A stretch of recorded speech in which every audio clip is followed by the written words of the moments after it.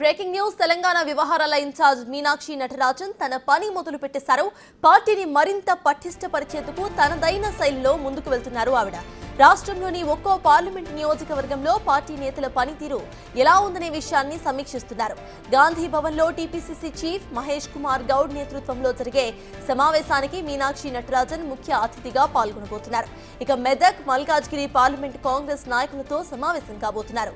రేపు ఉదయం 11 గంటలకు కరీంనగర్, మధ్యాహ్నం 2 గంటలకు ఆదిలాబాద్, సాయంత్రం 5 గంటలకు పెద్దపల్లి పార్లమెంట్ నియోజకవర్గ సమీక్షను చేపట్టబోతున్నారు.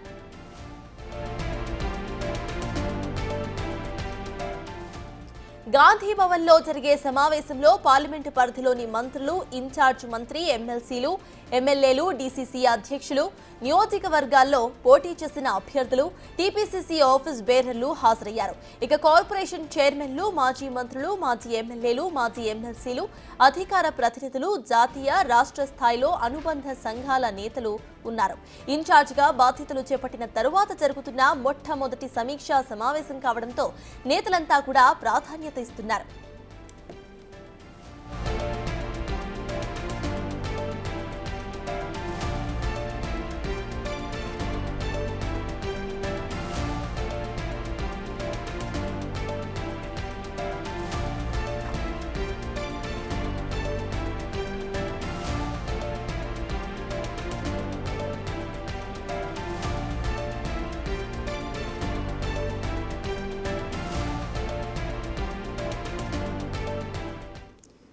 ఈ సమీక్షా సమావేశాలకు సంబంధించిన పూర్తి అప్డేట్స్ ను మా ప్రతినిధి హేమ లైవ్ లో అందించడానికి సిద్ధంగా ఉన్నారు. హేమ, చెప్పండి, ఈ సమావేశం ఎప్పటి నుండి స్టార్ట్ అవబోతోంది? వివిధ స్కెడ్యూల్ కూడా ఉన్నట్టుగా తెలుస్తోంది. ఆ స్కెడ్యూల్ ఎలా ఉంటుంది?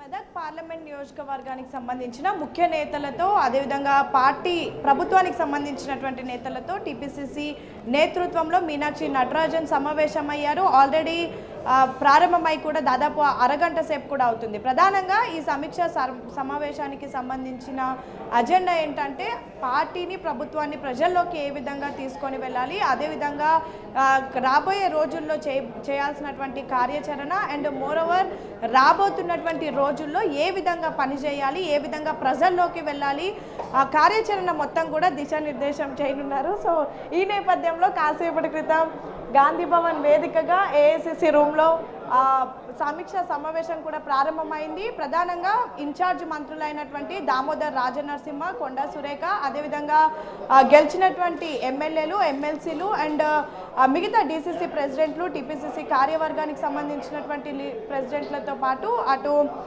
ఓడిపోయినటువంటి నేతలు కూడా చేరుకున్నారు. మొత్తం అన్ని పార్లమెంటు నియోజకవర్గాలకు సంబంధించినటువంటి నేతలతో సమావేశం అవ్వాలి. మొదటిగా ఇంటరాక్షన్ చేసుకున్న తర్వాత అసలు గ్రౌండ్ లెవెల్లో ఏ విధంగా ఉంది, నియోజకవర్గ వారిగా ఎలా ఉండబోతోంది, ప్రస్తుతం ఏమనుకుంటున్నారు ప్రజలు అనే ఆ అంశాలపైన కూడా దిశానిర్దేశం చేయనున్నారు. అండ్ మీనాక్షి నటరాజన్ కూడా తెలుసుకోనున్నారు.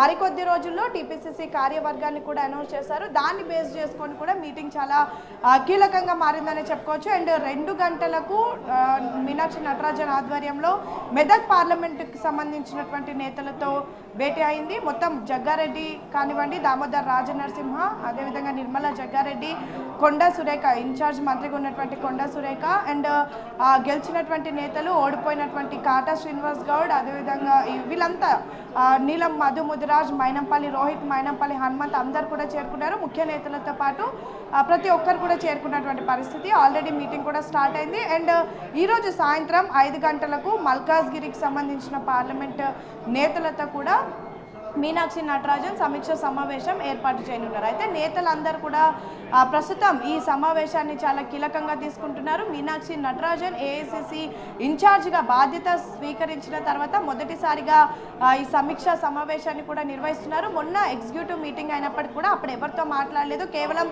తను ఏదైతే చెప్పాలనుకున్నారో అది మాత్రమే క్యాడర్కి, లీడర్కి చెప్పేసి వెళ్ళిపోయారు. కానీ ఈ రోజు మాత్రం ప్రతి ఒక్కరితో కూడా కలుస్తారు. అయితే వచ్చినటువంటి లీడర్స్ అంతా కూడా ఆశావాహం వ్యక్తం చేస్తున్నారు.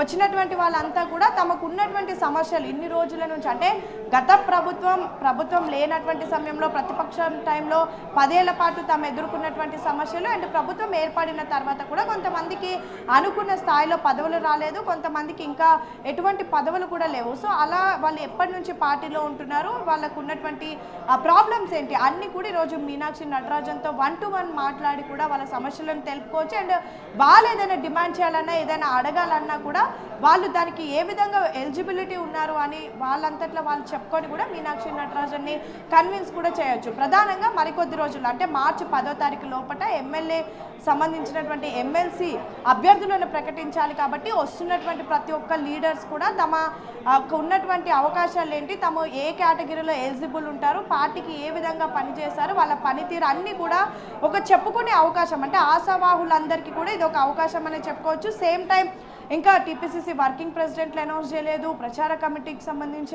అనౌన్స్ చేయలేదు, అండ్ టీపీసీసీ కార్యవర్గాన్ని కూడా అనౌన్స్ చేయలేదు. ఇవన్నీ కూడా ఈ నెల 20 తారీఖు లోపు కంప్లీట్ చేస్తామన్నారు. కాబట్టి అది ఎవరైనా ఎక్స్పెక్ట్ చేసినటువంటి వాళ్ళు, ఆ టీపీసీసీ కార్యవర్గానికి సంబంధించి ఉన్నటువంటి ఆశావాహులు వాళ్ళు కూడా వచ్చి మేము ఈ కేటగిరీకి ఎలిజిబుల్గా ఉన్నాము, మాకు జనరల్ సెక్రటరీ కావాలి, లేదంటే టీపీసీసీ కార్యవర్గంలో మాకు స్థానం కావాలి, లేదా వర్కింగ్ ప్రెసిడెంట్, ప్రతిదీ కూడా తాము ఏం చెప్పాలనుకున్నారో నేరుగా మీనాక్షి నటరాజన్కి చెప్పొచ్చు.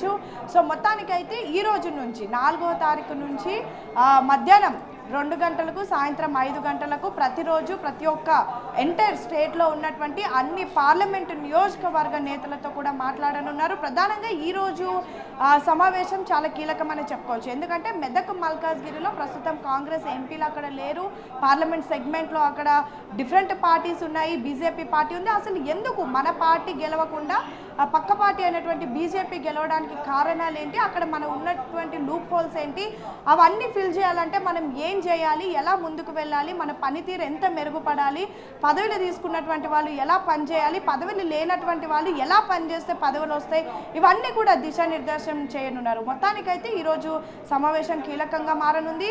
అండ్ ఈ ప్రస్తుతం జరుగుతున్నటువంటి మీటింగ్స్ ఏవైతే ఉన్నాయో ఇవన్నీ కూడా మరొక 10 రోజుల పాటు కూడా ఉండేటటువంటి అవకాశం కనిపిస్తుంది.